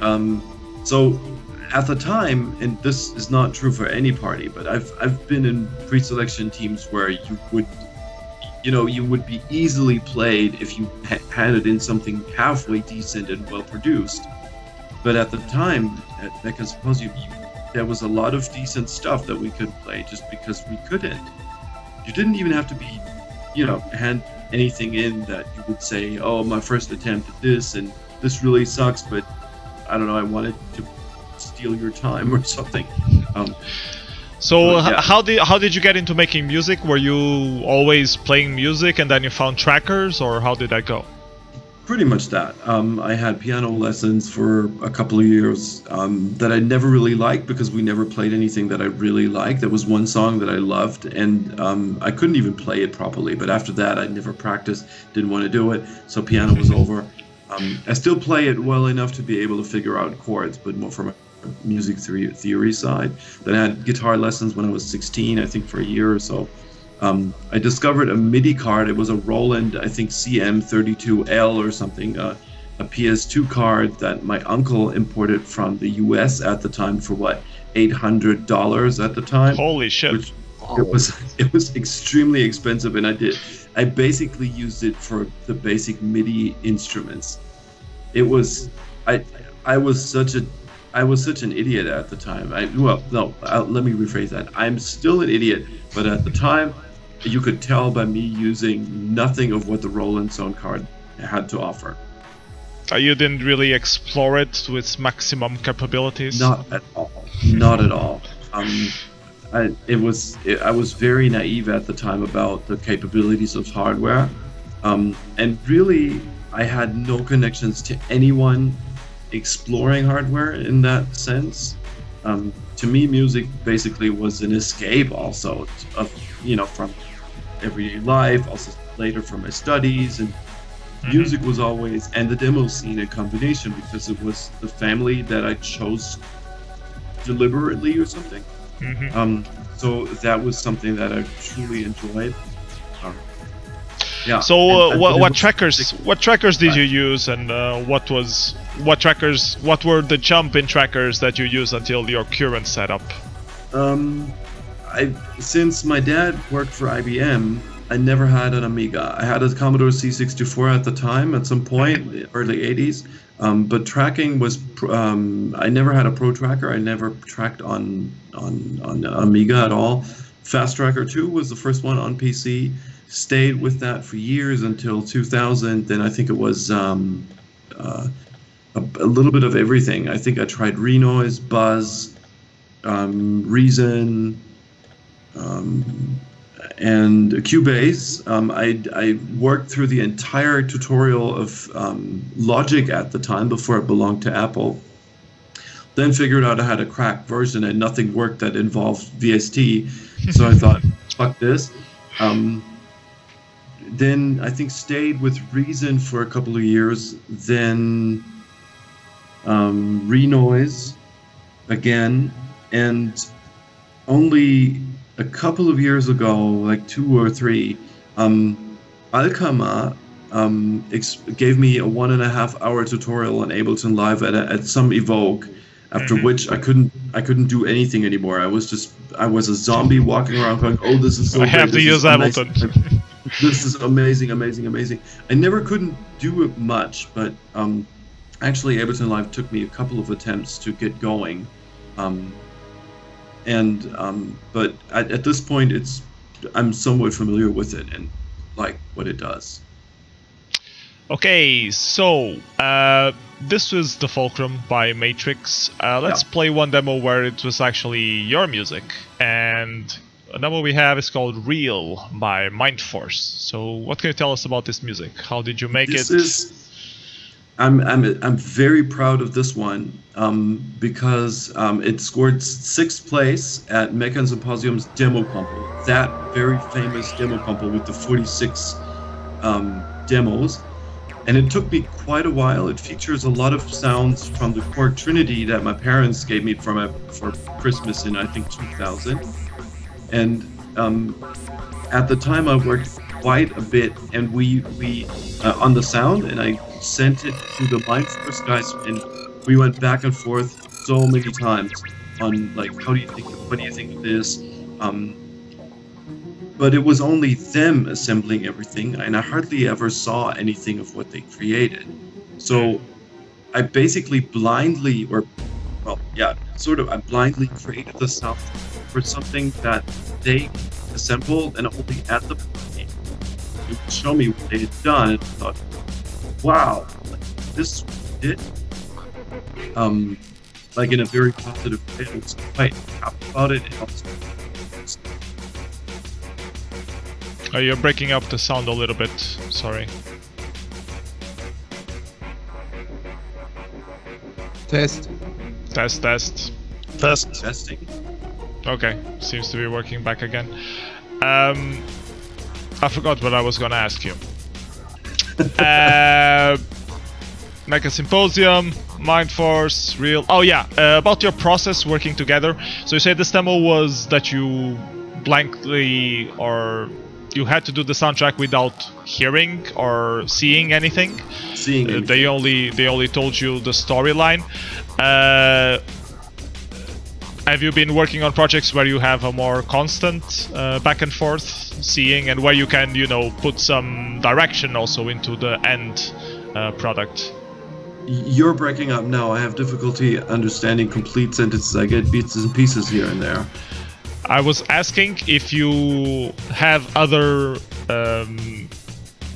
demos that you played with, that you did with people, where you were more a part of the process, where you were more part of the direction. In fact, no. I've always been people's bitch. Does that upset you? How does that make you feel? Would you like to be more part of the directive process of a demo? In fact, I would. And do you have any concept ideas that you would really like to see and never found like a coder to do them? You're really hitting a very vulnerable spot there, because I have been working on a demo that we wanted to release at Mecha Symposium at Revision this year, but the coder didn't really finish it, there's still a lot of work to do. And I've talked to him quite a bit about everything. The soundtrack is completely done. We've worked on the concept. The concept is there. It is, I think, amazing. The effects that I have seen are amazing, and I would love to contribute, but there's nothing I can do. He just, as it is the case with many creative people, there are some things that you can't speed up. If people don't do anything, if they don't feel like doing anything, they won't. So yeah, that can be a problem, especially when it's a collaborative work. You just have to wait for the other person to see if they get motivated to do it again or not. That can be a bit of a bitch. I sort of, yeah. So that's something that yes, I would love to be part of this, and I also think it's never the lack of ideas, but it's then just life that comes in between. Yeah. You also have to respect real life not having time to do hobby stuff, prioritizing things, and well. I also think it's a matter of taking time, not really of having time, because we all have the same amount of time, really. It's priority thing, like you know, and I'm not blaming anyone for setting different priorities. Yeah, it's just a fact of life. So what can you tell us about this demo? It's called Orbitalism. Orbitalism. Did that with Hellfire. Pretty much everything I've done with Helljob was done by Hellfire. Pretty much the same thing. He goes, "Can you give me a soundtrack?" I go, "What would you like?" He goes, "Just do something. I'll create the visuals." This one looked pretty advanced for the time. This was 2002. And it already had like 3D textures and stuff like that, and reflections, so the tech was pretty good at the time. And at the time, it was quite amazing how Hellfire could compress XMs, because I've never really worked with anything soft synth, 64 clang, 4 clang, nothing like that. Because I always loved the convenience of a program that I could work with. And this was entirely made in Fast Tracker, and he just found an amazing way to compress stuff fitting into a 64K. Yeah, I remember it's that tool that they have to compress it would like use the formats or something of repeating samples, and would compress those and then recreate the samples, something like that. I'm not sure on the entire process, but it was pretty impressive at the time. And this was like 2002, 2003. True. So really high quality stuff. And again, at the time, he got everything from me. I had never seen anything, and at the party I see it and go, wow. This is Orbitalism. RC55 is asking on the chat. Orbitalism by Howjob. So 64K. And you'll see, I think the next one down is again something that I did with Hellfire, but that in contrast will be on a Pocket PC, and I think it's amazing in the sense that not only it's the size limitation is awesome, but I think that is the demo in which the soundtrack that I made completely without seeing anything is beautifully arranged with visuals and effects. Did you even have a Pocket PC? Mm-mm. So everything was done on Hellfire's Pocket PC. Yeah. That's pretty cool. He's such a cool guy, and yeah, I the love way he him. approaches stuff. I remember we were at his place or visiting him before going to an Evoke at some point. I think that was 2000 or 2002, 2001 maybe, I don't know. One of those Evokes, probably 2000. And I think that was the time I met you as well, I believe, for the first time. Very well possible, yes. So we were there with Arcane and Melwin and Droid, a lot of people, a lot with a whole huge Howjob posse, and yeah, it was great fun. So let's be careful of the sound. So this next demo is Green Cheese, and it was released at Evoke, I believe. Evoke, which I think so, yeah. Which Evoke could it be? 2005 maybe? 3, 4, I think. Let's take a look. 2003, yeah, Evoke 2003. And again, you know, I just gave him the soundtrack with this green cheese sample, and so he comes up with this. The Parallax is asking if it's an Amiga prod. No, it's a Pocket PC prod. I have one question. What kind of format did you use for this music? XM. Is it ordinary XM? It's ordinary XM. Yeah. You have any size limitation or anything? We did. With that production, I don't know. I don't know what he had. To me, it always feels like anything I did with him was never especially hard. Okay. I was never technically challenged in the sense that you know, he would go, oh, you can't use this or you can't use that. Somehow he always made it. Sometimes I converted down to 80 samples. Okay. In general, he would just make shit happen. That's a nice coder to have, you know. Just the one that just makes shit happen. Yeah. There are limitations. He takes care of them. So here now you have this interlude in between the parts, the main parts, and he just throws in effects and it just beautifully synced stuff too. Not only that full measures would have a scene change, and I think the most proud I was at the very end when you see the credits. Again, that was not in any way arranged. He didn't request for anything. I just put this in and sent it to him. And I thought he would complain or go, could you add one more or two, or could you shorten this or that? Nothing. He just used it as it was, and especially the credits in the very end. I thought that, and I saw it and went, yes. It was spot on.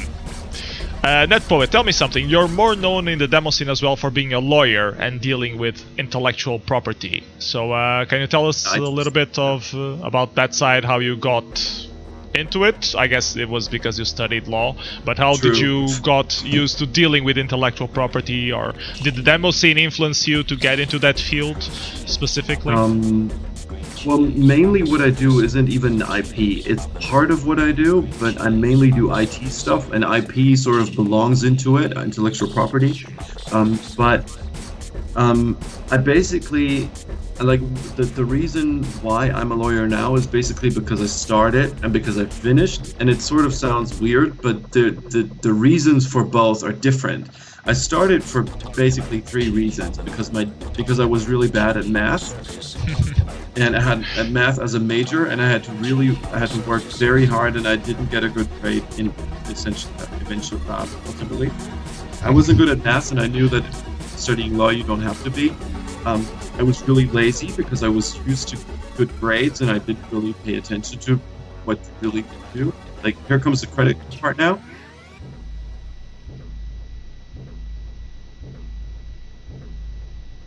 It's more greetings, not credit. Nice.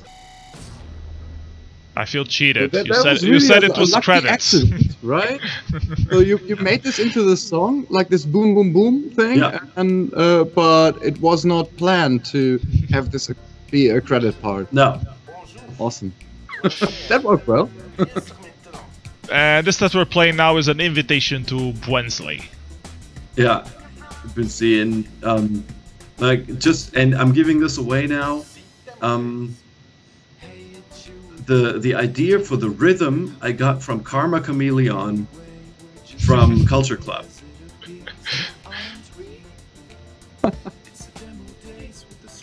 Again, song is done, I send it to them, and that's what they come up with. Great. You become known to have vocals in the Demoscene soundtrack, which is not very common. Now it's more acceptable, but 10 years ago it wasn't really used that much.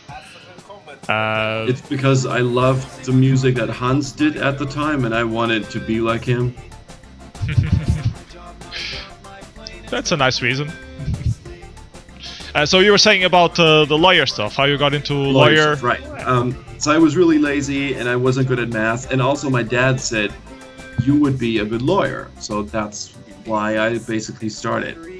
And I finished it mainly because when I realized that I was really lazy about stuff, I worked hard for my studies, but I was really retarded when it came to realizing that I wasn't particularly enjoying it.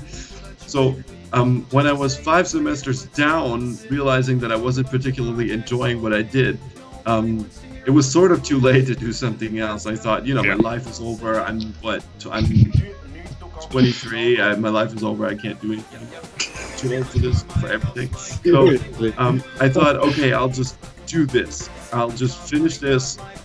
At some point, I wanted to finish it and basically give my exam, document my dad, and say, "Hey, Dad, I did this for you. You're welcome." Now I'm gonna do something else. Yeah. And I did when I had finished my first exam. I thought, well, what do I do? I still had no idea what I wanted to do. I enjoyed music a lot, but I wasn't really good at it, and I was too old to study anything because I was too old and not great. So I went to do my second exam, did that, but then thought I still really don't know what I should do. But since I have the learning education already to do it, then worked there, didn't enjoy it, decided to quit, and experience just at jobs. At the end of which I You're breaking up again, netpoet, sorry. Yeah, here too. Try to do shorter sentences. A minute ago or something. Yeah. Can you just repeat the last part? Okay. So I basically went back and forth between other jobs and lawyers, and decided I was still unhappy, but I also was at the time burning my education. So I thought, what do I do? Then at some point figured out, why not do IT law, which I really like, and combine the stuff that I've learned and the stuff that I've loved. And that was pretty much 6 years ago, and now I have my own law firm, basically just doing IT stuff, privacy, and some IP. Okay, and music, because I think I can. So boys and girls, remember to just keep the faith and do what you love, and eventually you'll find a good spot that mixes both. And you've been helping with IP stuff on several demo parties, also on scene.org. You became our legal advisor at scene.org while I was still there. Can can you tell us a little bit of the issues that we usually have at scene.org and the legal issues around it? I think it might be interesting for some people to know a little. I have not actually done anything for scene.org in years. We haven't had any issues. Well, the issues are mainly revolve around people wanting their stuff removed, and we want to be a full-fledged archive of scene works, which sort of is a kind of conflict of interest. Mainly, but at least I haven't known of any serious legal struggles in the past years. I think people also don't pursue stuff with a vengeance, basically because it's a non-profit thing and everyone connects good memories with it. And, you know, everyone knows that we're doing this because we enjoy our roots and our hobbies and our childhoods, in the sense that we spend time in front of computers. That's mainly it. But also my work in the demo scene, when it comes to legal stuff for the parties, like especially the GEMA struggles and everything seems to have become really easy because I had to fight for a couple of things, a few years, and then I would basically tell them, hey, it's going like it did last year. Okay. So it's quite okay. We actually haven't had any serious issues with it, I think. That's good to hear. Because a few years ago, like 3 or 4 years ago, there were quite a few issues. Like you would get, the demo party would get like messages from GEMA say you have to buy 5,000 euros or whatever for licenses, which was completely absurd. Unless you had reasons not to do that, right? And even at the time, I did basically the negotiations with it. And it was somewhat difficult because you would always have a different contact person, but it was also kind of easy because almost none of the people that I talked to there have any idea what they're talking about. I'm not kidding. I'm not saying it's because, you know, I want to tell them they're all idiots, but they just follow the rules. They don't really have the law knowledge. They're all idiots. It's something that I haven't been told explicitly by some contact person at GEMA, but I have once actually been told that it would be easier to write shorter emails. If you want us to read your stuff, please do a summary.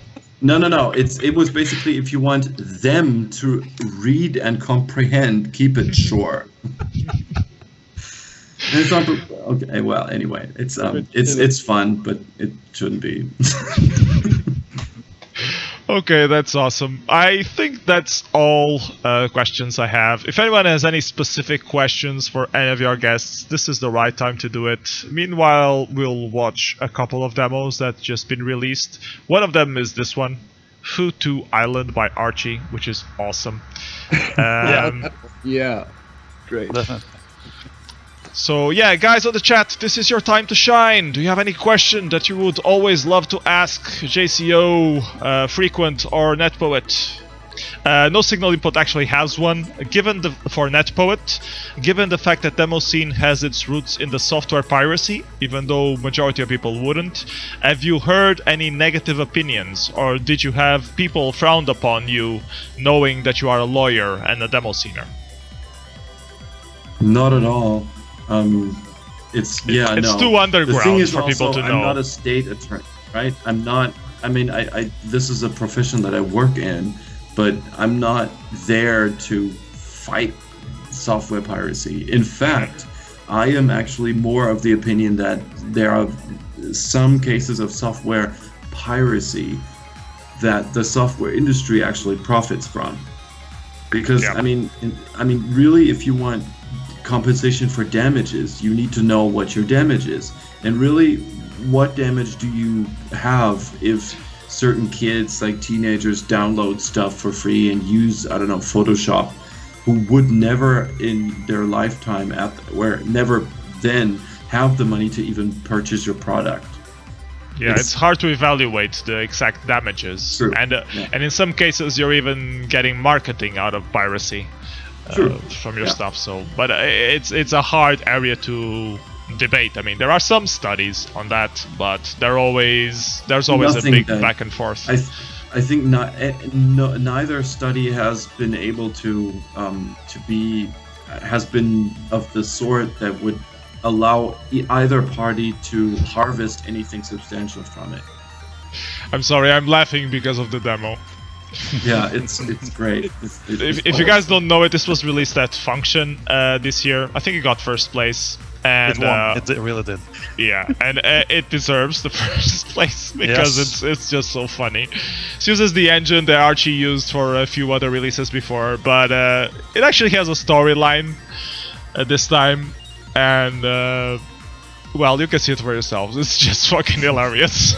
I think it needs sound effects though. It would have been even more fun with sound effects. Yeah, that's a good point. Like you see all the physics and all the stuff. Seriously. And the amount of time, I imagine that he did like trials of stuff and and records. This one looks good. Records. Let's try another stuff for this part. Because you have to start it from the beginning. If you start it halfway through and then change something in the beginning, it's completely different.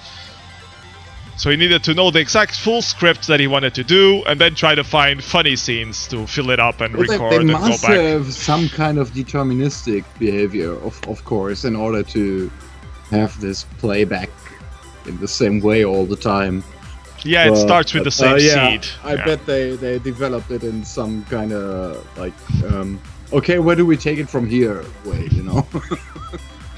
Like, because a lot of these cases, it seems like it's impossible for, like, here, it's impossible for the chameleon to survive. But somehow he manages to do it. And then gets hit by a car. And the truck. It's just ridiculous. I love it. Very cool stuff. 6, 5, 8, 1... Let me take a look at the chat. Reptile is saying that Archie was looking for a texture artist 2 days before the party on the local scene page, so last minute stuff. Great. And he avoids getting squashed by the ball. So great little demo. Yeah. I think that's it for this show. Unless anyone has any specific questions, I'm gonna wrap this up. So thank you everybody for joining us. Thank you JCO, Frequent, netpoet for the last minute call. Thank you so much for agreeing to join us. Thank you. As a replacement to Aceman. Thank you guys also in the chat for joining us. Hope you guys enjoyed. Feel free to show up again. I have a special announcement that I want to make for the next Mystery Demoscene Theater 9000. We will actually be doing it on a Saturday. It will be on the 23rd of September. And we are doing it on a Saturday because we will have all American guests. And this makes it... the time schedule that we use will be the same. But in America, this is like around midday. So I can already announce the guests that we will have. It will be Trickster from Hornet, Daredevil from Renaissance, and Rig from Farbrush. So we'll have these 3 guys who are currently living on the US. And the show will be on the 23rd of September. So like 1 week and a half from today. So... that is it for today's show. I would like also to thank my Patreon supporters below. You can see their names. Puncture, Geoff, that I always say the name wrong, and he called me out on that, but I still don't know how to say the name properly. Paul Jan Poptit, Jakub Pamulski, and El Topo. Thank you guys for supporting me on Patreon. You'll help this show come to life and all that stuff. And... apparently, RC55 is saying that Geoff is Jeff. So, okay, so Jeff. Thank you, Jeff. So, see you everybody next time in a week and a half. Bye-bye. Take care. Bye.